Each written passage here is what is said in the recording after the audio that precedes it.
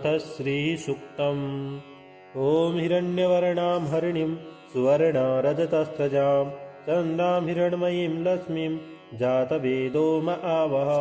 तां आवह जातवेदो लक्ष्मीमनपगामिनीं यस्यां हिरण्यं विन्देयं गामस्वं पुरुषानहम्। अश्वपूर्वामृतमध्यां हस्तिनादा प्रमोदिनीं श्रियं देवीमुपहये त्रिमां देवी जुषतां। तां सोऽस्मितां हिरण्यप्रकाराम् आर्द्रां ज्वलन्तीं तृप्तां तर्पयन्तीं पद्मे स्थितां पद्मवर्णां तामिहोपाहये श्रियं। चन्द्राप्रभासां विशुचा ज्वलन्तीं श्रियं लोके देवदुष्टामुदारां। तां पद्मिनीं चरणं प्रपद्ये अलक्ष्मीर्मेनस्य त्वां वृणे। आदित्यवर्णे तपसोऽधिजातो वनस्पतिस्तव वृक्षोत बिल्वा तस्या फलानि तपसानुदन्तु या अन्तरायाश्च बाह्या लक्ष्मी। उपैतुमादेव सखा कीर्तिश्च मणिना सह प्रादुर्भूतोऽस्मि राष्ट्रेऽस्मिन् कीर्तिमेद्यं ददातु मे। सुप्तिपाशामलां ज्येष्ठामलक्ष्मीं नाशयाम्यहम् अभूतिमसमृद्धिं च सर्वां निर्गुणमे गृहात्। द्वन्द्वद्वारां दुराधरसां नित्यपुष्टां करीचिणीम् ईश्वरीं सर्वभूतानां तामिहोपाहये श्रियं। मनसा काममाकुतिं वाचः सत्यमसीमहि पशूनां रूपमन्यस्य मयि स्त्रीश्रयतां यशः। कर्दमेन प्रजा भूता मयि सम्भव कर्दम श्रियं वाचय मे कुले मातरं पद्ममालिनीम् आपचिदन्तसिग्नानि चिक्लितवच मे गृहे निचा देवीं मातरं श्रियं वाचय मे कुले। आर्द्रां पुष्करणीं पुष्टिं पिङ्गलां पद्ममालिनीं चन्द्रां हिरण्मयीं लक्ष्मीं जातवेदो म आवह। आर्द्रां यः करणीं यष्टिं सुवर्णां हेममालिनीं सूर्यां हिरण्मयीं लक्ष्मीं जातवेदो म आवह। ताम् आवह जातवेदो लक्ष्मीमनपगामिनीं यस्यां हिरण्यं प्रभूतं गावोद्वास्योस्वानभिन्देयं पुरुषानहम्। यः शुचिप्रयतो भूत्वा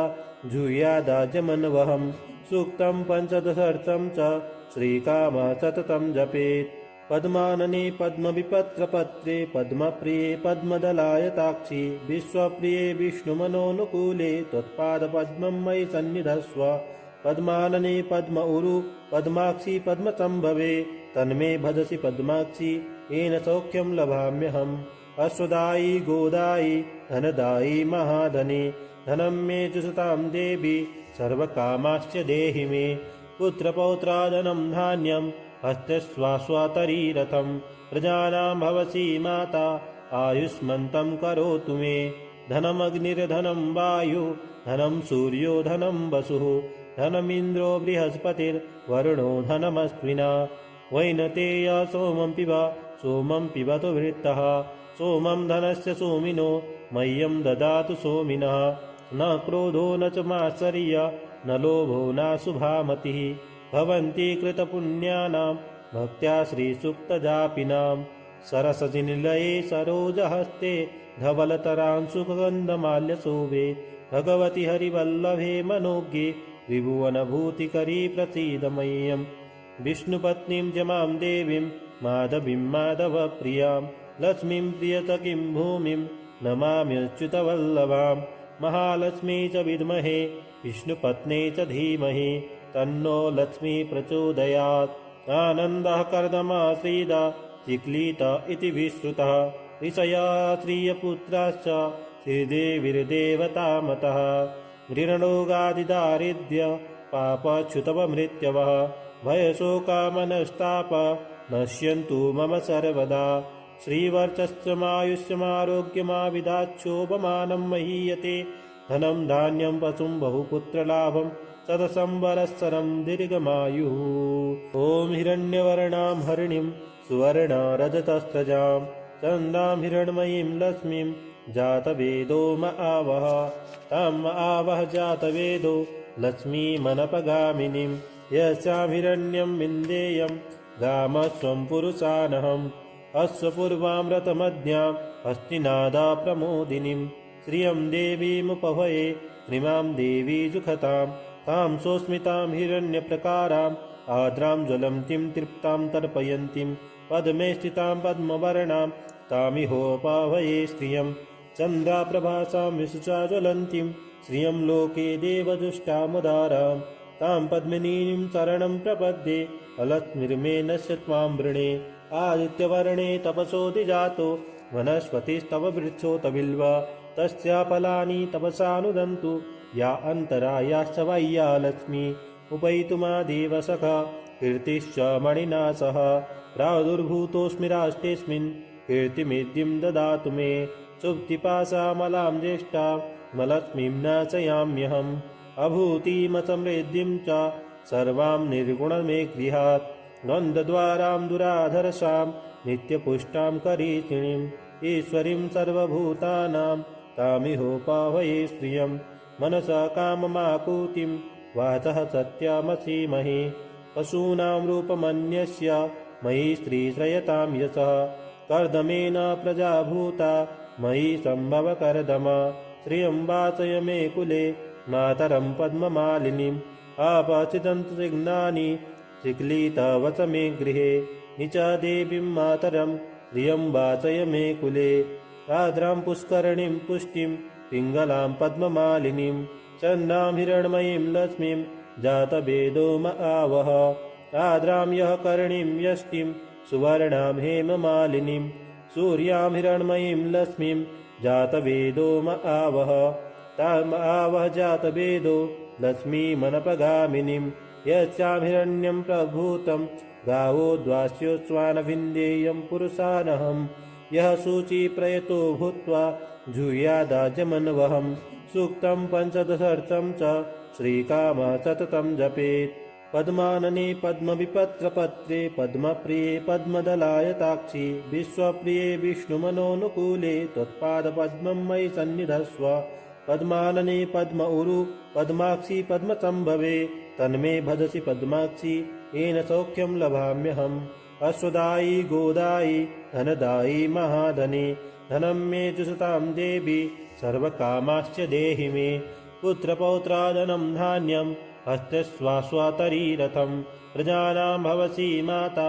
आयुष्मन्तं करोतु मे धनमग्निर्धनं वायु धनं सूर्यो धनं वसुः धनमिन्द्रो बृहस्पतिर्वरुणो धनमश्विना वैनतेय सोमं पिबतु वृत्तः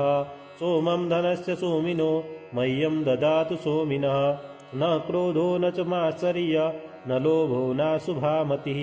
भवन्ति कृतपुण्यानां भक्त्या श्रीसुप्तजापिनां सरसजिनिलये सरोजहस्ते धवलतरांशुगन्धमाल्यशोभे भगवति हरिवल्लभे मनोज्ञे त्रिभुवनभूतिकरी प्रसीद मह्यम् विष्णुपत्नीं च मां देवीं माधवीं माधवप्रियां लक्ष्मीं प्रियसखीं भूमिं नमाम्यच्युतवल्लभां महालक्ष्मी च विद्महे विष्णुपत्नी च धीमहि तन्नो लक्ष्मी प्रचोदयात् आनन्दः कर्दमाश्रीदा चिक्लित इति विश्रुतः ऋषया श्रियपुत्राश्च श्रीदेवीर्देवतामतः गृणरोगादिदारिद्र्य पापच्युतवमृत्यवः भयशोकामनस्ताप नश्यन्तु मम सर्वदा श्रीवर्चस्वमायुष्यमारोग्यमाविदाच्छोभमानं महीयते धनं धान्यं पशुं बहुपुत्रलाभं शतसंवत्सरं दीर्घमायुः ॐ हिरण्यवर्णां हरिणीं सुवर्णारजतस्रजां चन्दां हिरण्मयीं लक्ष्मीं जातवेदो म आवह ताम् आवह जातवेदो लक्ष्मीमनपगामिनीं यस्यां हिरण्यं विन्देयं गामस्वं पुरुषानहम्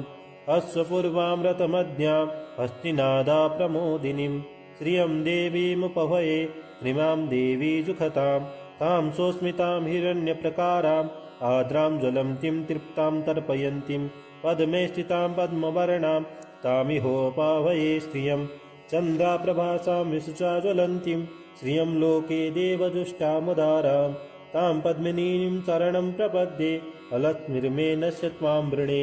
आदित्यवर्णे तपसोऽधिजातो वनस्पतिस्तव वृक्षोत बिल्वा तस्या फलानि तपसानुदन्तु या अन्तरायाश्च बाह्या लक्ष्मी उपैतुमादेव सखा कीर्तिश्च मणिना सह प्रादुर्भूतोऽस्मि राष्ट्रेऽस्मिन् कीर्तिमेद्यं ददातु मे सुप्तिपाशामलां ज्येष्ठामलक्ष्मीं नाशयाम्यहम् अभूतिमसमृद्धिं च सर्वां निर्गुणमे गृहात् द्वन्द्वद्वारां दुराधरसां नित्यपुष्टां करीचिणीम् ईश्वरीं सर्वभूतानां तामिहोपावये श्रियं मनसा काममाकुतिं वाचः सत्यमसीमहि पशूनां रूपमन्यस्य मयि स्त्रीश्रयतां यशः कर्दमेन प्रजाभूता मयि सम्भव कर्दम श्रियं वाचय मे कुले मातरं पद्ममालिनीम् आपचिदन्तसिग्नानि चिक्लितवच मे गृहे निचा देवीं मातरं श्रियं वाचय मे कुले आद्रां पुष्करणीं पुष्टिं पिङ्गलां पद्ममालिनीं चन्दां हिरण्मयीं लक्ष्मीं जातवेदो म आवह आद्रां यः करणीं यष्टिं सुवर्णां हेममालिनीं सूर्यां हिरण्मयीं लक्ष्मीं जातवेदो म आवह ताम् आवह जातवेदो लक्ष्मीमनपगामिनीं यस्यां हिरण्यं प्रभूतं गावोद्वास्योत्स्वानभिन्देयं पुरुषानहं यः शुचिप्रयतो भूत्वा जूयादाजमन्वहं सूक्तं पञ्चदशर्थं च श्रीकामः सततं जपेत् पद्मानने पद्मविपत्रपत्रे पद्मप्रिये पद्मदलायताक्षि विश्वप्रिये विष्णुमनोनुकूले त्वत्पादपद्मं मयि सन्निधस्व पद्मानने पद्म उरु पद्माक्षि पद्मसम्भवे तन्मे भजसि पद्माक्षि येन सौख्यं लभाम्यहम् अश्वदायी गोदायी धनदायी महाधने धनं मे जुषतां देवी सर्वकामाश्च देहि मे पुत्रपौत्रादनं धान्यं हस्तस्वास्वातरीरथं प्रजानां भवसि माता आयुष्मन्तं करोतु मे धनमग्निर्धनं वायु धनं सूर्यो धनं वसुः धनमिन्द्रो बृहस्पतिर्वरुणो धनमस्विना वैनतेय सोमं पिबतु वृत्तः सोमं धनस्य सोमिनो मह्यं ददातु सोमिनः न क्रोधो न च मात्सर्य न लोभो नाशुभामतिः भवन्ति कृतपुण्यानां भक्त्या श्रीसुक्तजापिनां सरसजिनिलये सरोजहस्ते धवलतरांशुगन्धमाल्यशोभे भगवति हरिवल्लभे मनोज्ञे त्रिभुवनभूतिकरी प्रसीद मह्यं विष्णुपत्नीं च मां देवीं माधवीं माधवप्रियां लक्ष्मीं प्रियतकीं भूमिं नमाम्यच्युतवल्लभां महालक्ष्मी च विद्महे विष्णुपत्नी च धीमहि तन्नो लक्ष्मी प्रचोदयात् आनन्दः कर्दमाश्रीदा चिक्लीत इति विश्रुतः ऋषया श्रियपुत्राश्च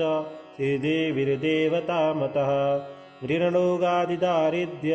पापच्युतवमृत्यवः भयशोकामनस्ताप नश्यन्तु मम सर्वदा श्रीवर्चस्वमायुष्यमारोग्यमाविदाच्छोभमानं महीयते धनं धान्यं पशुं बहुपुत्रलाभं शतसंवत्सरं दीर्घमायुः ॐ हिरण्यवर्णां हरिणीं सुवर्णरजतस्रजां चन्द्रां हिरण्मयीं लक्ष्मीं जातवेदो म आवह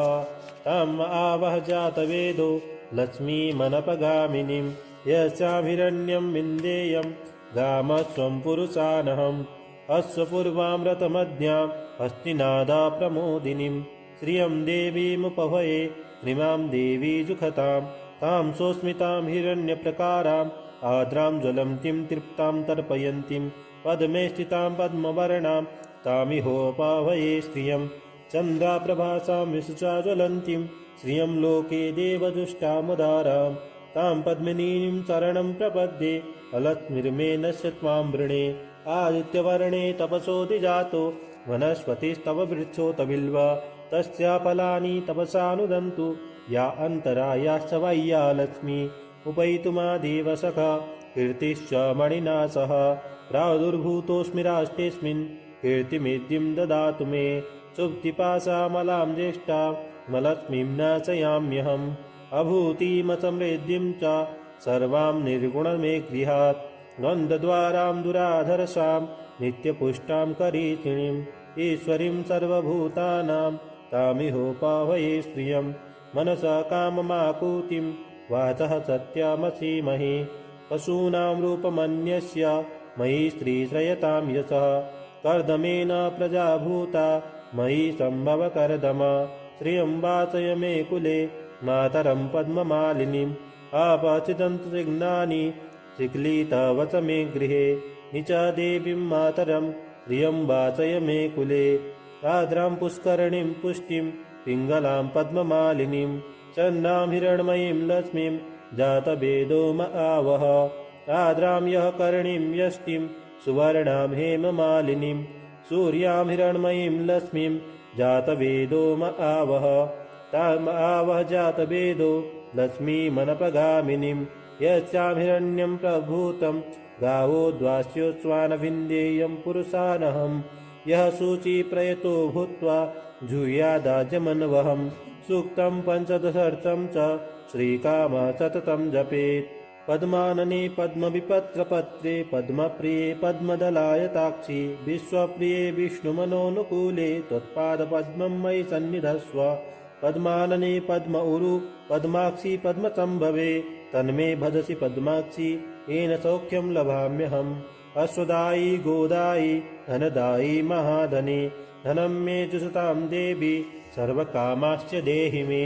पुत्रपौत्रादनं धान्यं हस्तस्वास्वातरीरथं प्रजानां भवसि माता आयुष्मन्तं करोतु मे धनमग्निर्धनं वायु धनं सूर्यो धनं वसुः धनमिन्द्रो बृहस्पतिर्वरुणो धनमस्विना वैनतेय सोमं पिबतु वृत्तः सोमं धनस्य सोमिनो मह्यं ददातु सोमिनः न क्रोधो न च मात्सर्य न लोभो नाशुभामतिः भवन्ति कृतपुण्यानां भक्त्या श्रीसुक्तजापिनां सरसजिनिलये सरोजहस्ते धवलतरांशुगन्धमाल्यशोभे भगवति हरिवल्लभे मनोज्ञे त्रिभुवनभूतिकरी प्रसीद मह्यम् विष्णुपत्नीं च मां देवीं माधवीं माधवप्रियां लक्ष्मीं प्रियतकीं भूमिं नमाम्यच्युतवल्लभां महालक्ष्मी च विद्महे विष्णुपत्नी च धीमहि तन्नो लक्ष्मी प्रचोदयात् आनन्दः कर्दमाश्रीदा चिक्लित इति विश्रुतः ऋषया श्रियपुत्राश्च श्रीदेवीर्देवतामतः ऋणरोगादिदारिद्र्य पापच्युतवमृत्यवः भयशोकामनस्ताप नश्यन्तु मम सर्वदा श्रीवर्चस्वमायुष्यमारोग्यमाविदाच्छोभमानं महीयते धनं धान्यं पशुं बहुपुत्रलाभं शतसंवत्सरं दीर्घमायुः ॐ हिरण्यवर्णां हरिणीं सुवर्णरजतस्रजां चन्दां हिरण्मयीं लक्ष्मीं जातवेदो म आवह तम् आवह जातवेदो लक्ष्मीमनपगामिनीं यस्यां हिरण्यं विन्देयं गामस्वं पुरुषानहम् अश्वपूर्वामृतमद्यां हस्तिनादा प्रमोदिनीं श्रियं देवीमुपभये श्रीमां देवी जुखतां तां सोऽस्मितां हिरण्यप्रकाराम् आद्रां ज्वलन्तीं तृप्तां तर्पयन्तीं पद्मे स्थितां पद्मवर्णां तामिहोपाभये श्रियं चन्द्राप्रभासां विशुचा ज्वलन्तीं श्रियं लोके देवजुष्टामुदारां तां पद्मिनीं शरणं प्रपद्ये अलक्ष्मीर्मे नश्य त्वां वृणे आदित्यवर्णे तपसोऽधिजातो वनस्पतिस्तव वृक्षोत बिल्वा तस्या फलानि तपसानुदन्तु या अन्तरायाश्च बाह्या लक्ष्मी उपैतुमादेव सखा कीर्तिश्च मणिना सह प्रादुर्भूतोऽस्मि राष्ट्रेऽस्मिन् कीर्तिमेद्यं ददातु मे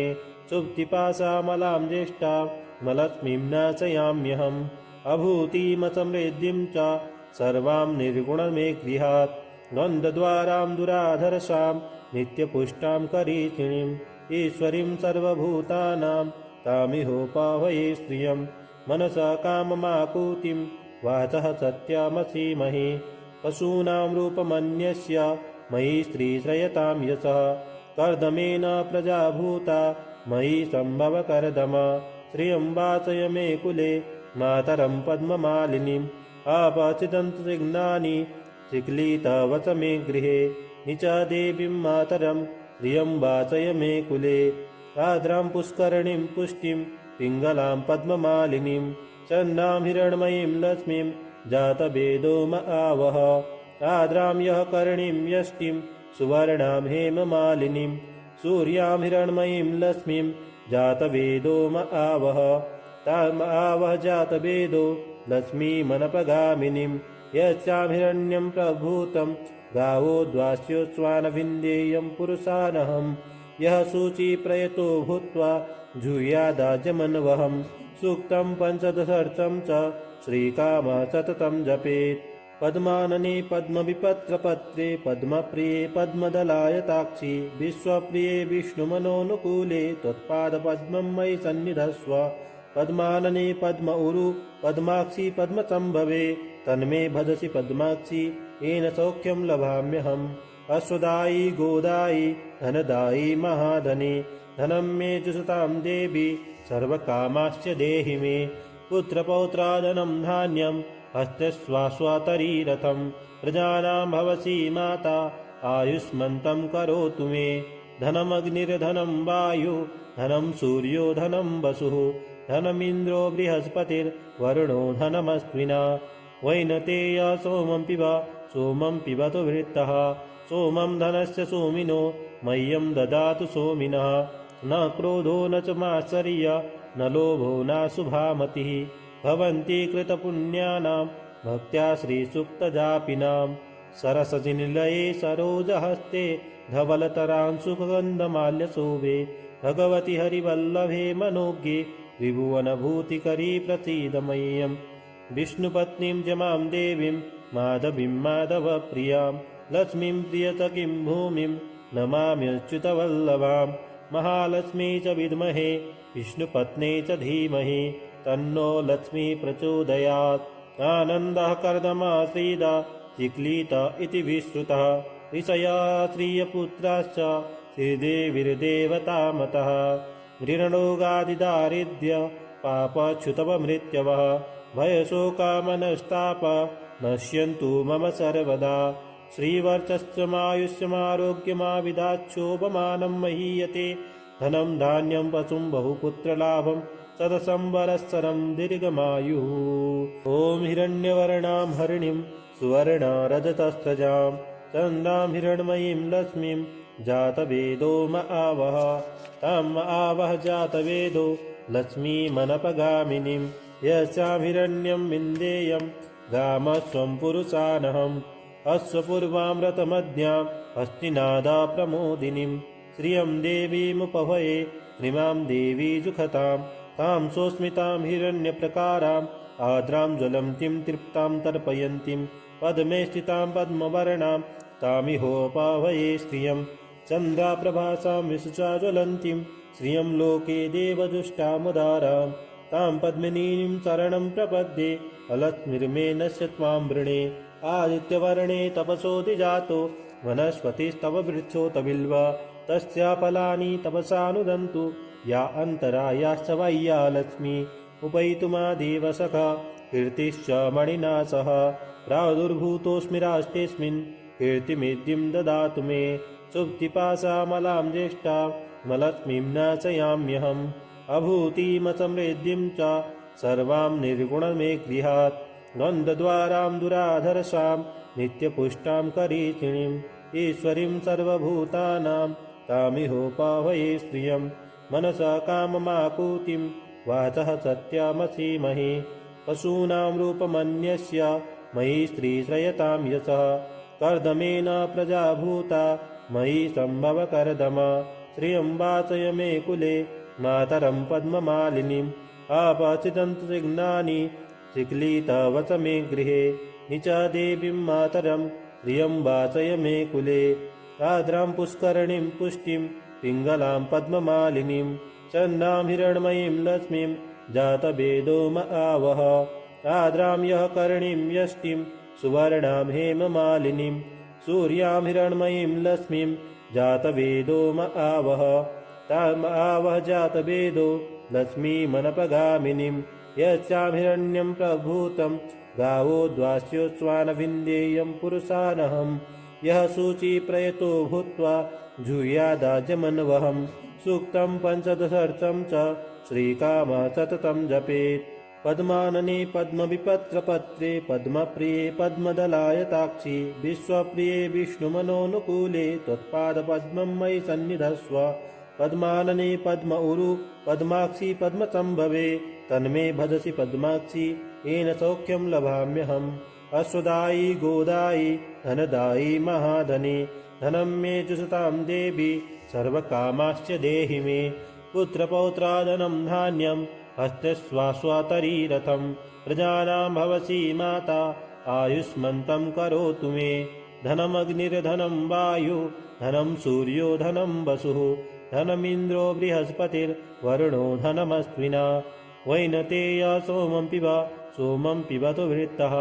सोमं धनस्य सोमिनो मह्यं ददातु सोमिनः न क्रोधो न च मात्सर्य न लोभो नाशुभामतिः भवन्ति कृतपुण्यानां भक्त्या श्रीसुक्तजापिनां सरसजिनिलये सरोजहस्ते धवलतरांशुगन्धमाल्यशोभे भगवति हरिवल्लभे मनोज्ञे त्रिभुवनभूतिकरी प्रसीद मह्यम् विष्णुपत्नीं च मां देवीं माधवीं माधवप्रियां लक्ष्मीं प्रियतकीं भूमिं नमाम्यच्युतवल्लभां महालक्ष्मी च विद्महे विष्णुपत्ने च धीमहि तन्नो लक्ष्मी प्रचोदयात् आनन्दः कर्दमाश्रीदा चिक्लीत इति विश्रुतः ऋषया श्रियपुत्राश्च श्रीदेवीर्देवतामतः ऋणरोगादिदारिद्र्य पापच्युतवमृत्यवः भयशोकामनस्ताप नश्यन्तु मम सर्वदा श्रीवर्चस्वमायुष्यमारोग्यमाविदाच्छोभमानं महीयते धनं धान्यं पशुं बहुपुत्रलाभं शतसंवत्सरं दीर्घमायुः इति ऋग्वेदोक्तं श्रीसूक्तं सम्पूर्णम्।